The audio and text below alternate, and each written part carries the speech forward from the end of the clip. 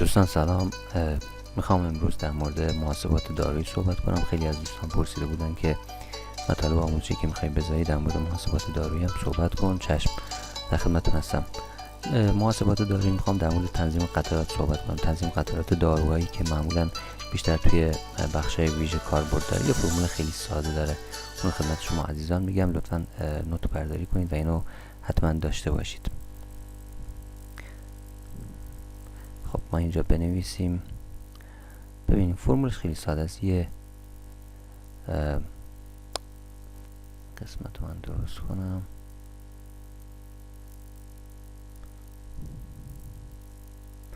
اوردر ضرب در وزن ضرب در حجم سرمی که شما میخواید رقیق کنی ضرب در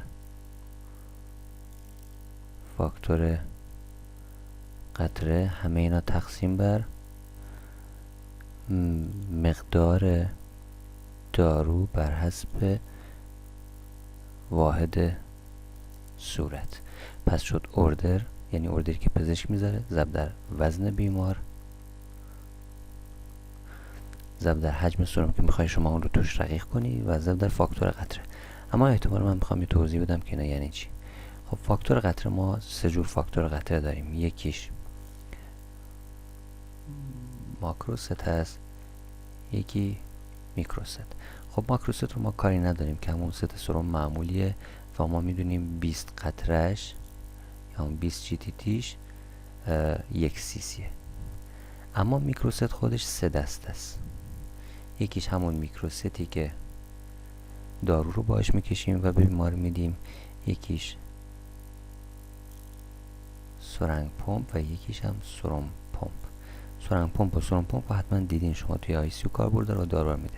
یادتون باشه این سه تا، چه میکروست چه سرنگ پمپ و چه سرم پمپ، 60 قطرش 1 سی سی میشه. پس 60 قطرش میشه 1 سی سی. پس این فاکتور قطره در زمانی که ما نیاز داشته باشیم عددش 60 است. خب حجم سرم چیه؟ اما حجم سرم رو من میام اینجا می نویسم. حجم سرم اون حجمی است که شما دارو توش رقیق میکنی. اگر میکروست باشه، خب میدونیم که میکروست 100 سی سیه. اگر مثلا سرنگ پمپ باشه، سرنگ پمپ میدونیم 50 سی سیه. اگر سرم پمپ باشه، سرم پمپ، خب بله دیگه، سرم پمپ اگه دیده باشین یا سرمای نیم لیتری یا 1 لیتری، ما بر حسب سی سی یا 500 سی سی یا 1000 سی سی. این از این. اما وزن بیمار، وزن بیمار بر حسب کیلوگرم، هر چقدر باشه، کاری به گرم نداریم. 2 کیلوه، 3 کیلوه، 10 کیلوه، 100 کیلوه، 120 کیلوه، بر حسب کیلوگرم. اوردری هم که پزشک به ما میده خب مشخصه دیگه، یا سی سی در ساعت یا میلی گرم یا مایکروه، هر چی بود بر اون اساس می نویسیم. اما مقدار دارو بر حسب واحد صورت. مقدار دارو بر حسب واحد صورت یعنی چی؟ یعنی اینی که اوردری که پزشک برای شما میذاره مثلا مایکرو هست، مثلا برای شما دوپامین گذاشته بر حسب مایکرو. خب داروی شما مثلا دوپامینه، خب دوپامین داخل ویال خودش بر حسب میلی گرمه. خب ما باید مایکرو رو تبدیل بکنیم به میلی یا میلی رو تبدیل بکنیم به مایکرو.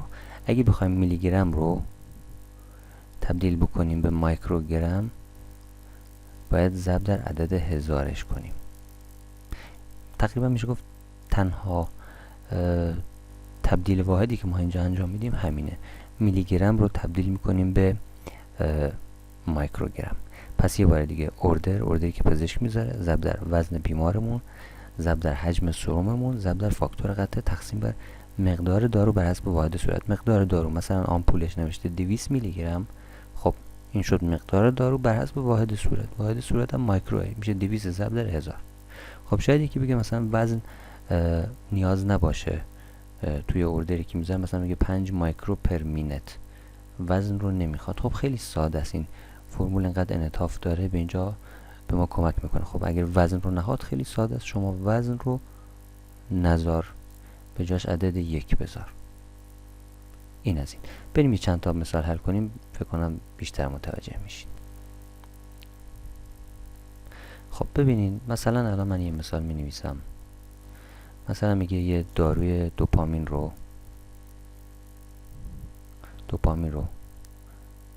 5 مایکرو پر کیجی پر مینت برای یه بیمار شروع شده. پس دوپامین 5 مایکرو پر کیجی پر مینت برای یه بیمار شروع شده، میخوایم براش حساب کنیم. اما بیمارمون وزنش چقدره؟ 100 کیلوگرم. میخوایم توی چی مثلا رقیقش کنیم؟ مثلا توی میکروستمون چند سیسیه؟ 100 سیسی. خب بریم سراغ فرمول. اول اوردر چند بود؟ 5 مایکرو ضرب در وزن مریض چند بود؟ 100 کیلوگرم ضرب در حجم سرم که ما میخوایم رقیقش کنیم چقدره؟ خب 100 سیسی. خب ما گفتیم فاکتور قطره میخوایم. فاکتور قطرمون این میکروسته چند بود؟ باریکلا 60 تقسیم بر چند؟ مقدار دارو بر حسب واحد صورت. دوپامین آمپولاش 200 میلی گرمیه. 200 میلی گرم پس میشه 200 میلی گرم. این دوتا باید به هم تبدیل بشن. مایکرو میلی پس ضرب در 1000. این یه ساده کردن دیگه، مهم نیست هرچی جوابش شد. هرچی جوابش به دست اومد یا قطره در دقیقه یا سی در ساعت، هر دو یکی هستن. قطره در دقیقه و سی در ساعت هر دو یکی هستن. بریم یه مثال دیگه حل کنیم. مثال بعدی ما میگه مثلا 5 مایکرو پر مینت داروی TNG برای یه بیمار 50 کیلوگرمی با میکروست 100 سیسی. خب 5 مایکرو پر مینت TNG. ما میدونیم آمپول TNG مثلا 2 میلی گرمی یا مثلا 10 میلی گرمی یا 5 میلی گرمی. خب مهم نیست هر کدوم از اینا باشه، اهمیتی نداره. بریم حل کنیم. خب اوردر ما چنده؟ 5 مایکرو. وزن ما چنده؟ 50 کیلوگرم. خب من وزن رو نمی نویسم. چرا؟ چون توی اوردر گفته 5 مایکرو پر مینت. یعنی چی؟ یعنی کیجی توش نیست، پس به جای کیلوگرم 1 میذارم. ضرب در حجم سرم که میخوایم رقیقش کنیم 100 سیسی. 100 سیسی ضرب در فاکتور قطره. دقیقه است. وقتی دقیقه باشه ما فاکتور قطره رو باید بنویسیم. 60 تقسیم بر مقدار دارو. مثلا آمپول 10 میلی گرمی 10 میلی گرم. میخوام حالا واحد رو تبدیل کنم. مایکرو میلی ضرب در 1000. هر چی شد قطره در دقیقه یا سی در ساعت 1. یه مثال دیگه حل کنیم. بریم مثلا آمپول مثلا دریپ پنتازول مثلا میگه 8 میلی گرم در ساعت. 8 میلی گرم در ساعت دریپ پنتازول میخوام برای مریضمون شروع کنیم. وزن مریض 100 میلی گرم با میکروست که 100 سیسی. خب بریم بنویسیم. اول اوردر 8 میلی گرم ضرب در. خب آیا وزن اینجا هست؟ نه، به جای وزن 1 میذارم. حجم سرممون چقدره؟ 100 سیسی ضرب در. حالا یک نکته، اینجا گفته میلی گرم در ساعت، درسته؟ 8 میلی گرم در ساعت. خب فاکتور قطره رو من اینجا باید بذارم یا نه؟ من فاکتور قطره رو اینجا میذارم در ساعت، می‌نویسم 60. این از این. حالا اینو فعلا یادت باشه. بذار با یه رنگ دیگه بنویسم.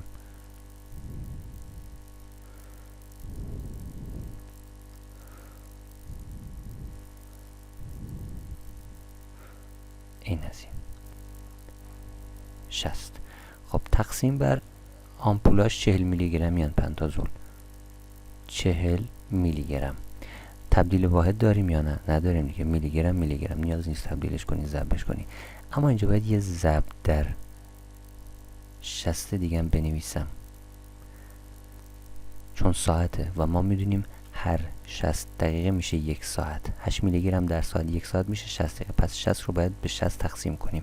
پس چه بهتر از همون اول هر دوشو اصلا نذاریم و به جاش یک عدد 1 بذاریم. پس در حقیقت فرمول ما این شکلی میشه 8 ضرب در 1 ضرب در 100 ضرب در 1 تقسیم بر 40. این میشه جواب ما هر چی شد. پس یادتون باشه نکته، هر جایی بر اساس میلی گرم یا مایکرو در ساعت بود به جای فاکتور قطع عدد 1 میذارم. هر جایی هم که kg کیلوگرم رو نخواست به جای کیلوگرم عدد 1 میذارم. بریم یه مثال دیگه حل کنیم. مثال ما اینه، مثلا میگه دریپ